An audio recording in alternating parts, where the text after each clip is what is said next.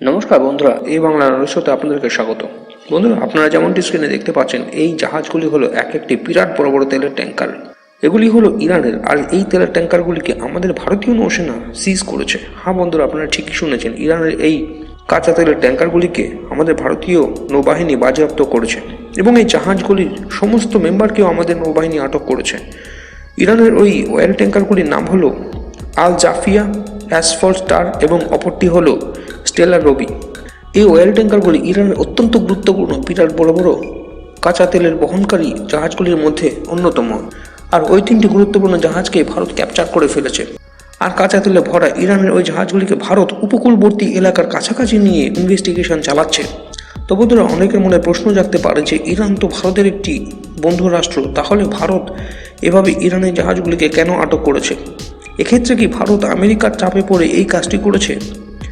আমেরিকার স্যাংশনকে উপেক্ষা করে ইরান যেহেতু পৃথিবীর বিভিন্ন দেশে তেল সাপ্লাই করে, সেই জন্যই কি ভারত আমেরিকার কথা মতো ইরানের ওই তেলের জাহাজগুলিকে সিজ করেছে? এর উত্তর হলো না। তো বন্ধুরা, এরকম আমি কেন বলছি? তা এই জন্য, ইরানের ওই জাহাজগুলি ভারতের মুম্বাই শহর থেকে মাত্র 100 নটিক্যাল মাইল দূর দিয়ে যাচ্ছিল, যা খুব একটা বেশি দূরে নয়। এখন কথা হচ্ছে, ইরানের ওই জাহাজগুলি ভারতীয় উপকূলের এত কাছাকাছি জায়গায় কি করছিল? অনেকে ভাবতে পারেন যে কাঁচা তেল বোঝাই ওই জাহাজগুলি ভারতে তেল সাপ্লাই করতে আসছিল, কিন্তু ভারত তো ইরানের কাছ থেকে কাঁচা তেল আমদানি করছেই না, আর তা প্রায় গত কয়েক মাস হয়ে গেল।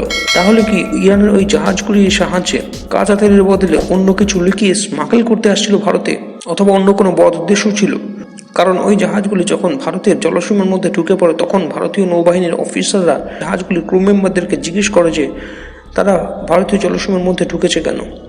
এক্ষেত্রে তাদের উদ্দেশ্য কি? তারা কি ভারতে কোনো পণ্য সামগ্রী ডেলিভারি করতে এসেছিল, নাকি কোনো পণ্য সামগ্রী নিতে এসেছে? আর তা যদি হয়, তাহলে তার কোনো বৈধ কাগজপত্র যখন দেখতে চাওয়া হয়, সেরকম কোনো কাগজপত্র জাহাজে ক্রু মেম্বাররা দেখাতে পারেনি। আর তখনই আমাদের নৌবাহিনী অফিসারদের সন্দেহ হয় এবং তারপর ওই ইরানের জাহাজগুলিকে সিজ করে ফেলা হয়।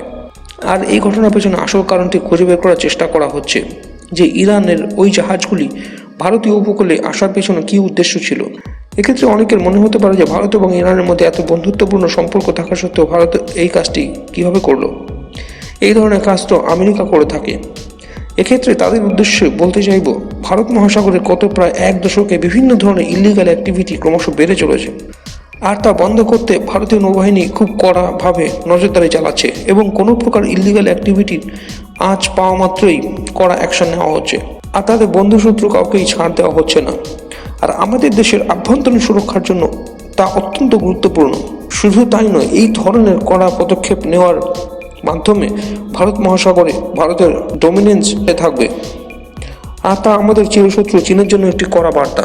কারণ এর আগেও আমরা দেখেছি বিভিন্ন সময় আমাদের নৌবাহিনীর মার্কোস কমান্ডোরা সামুদ্রিক জলদস্যুদের হাত থেকে আমাদের চিরশত্রু পাকিস্তানের একটি ফিশিং বোটকে রক্ষা করেছে এবং বোটের সমস্ত পাকিস্তানি ক্রু মেম্বারদেরকে জলদস্যুদের হাত থেকে রক্ষা করেছে।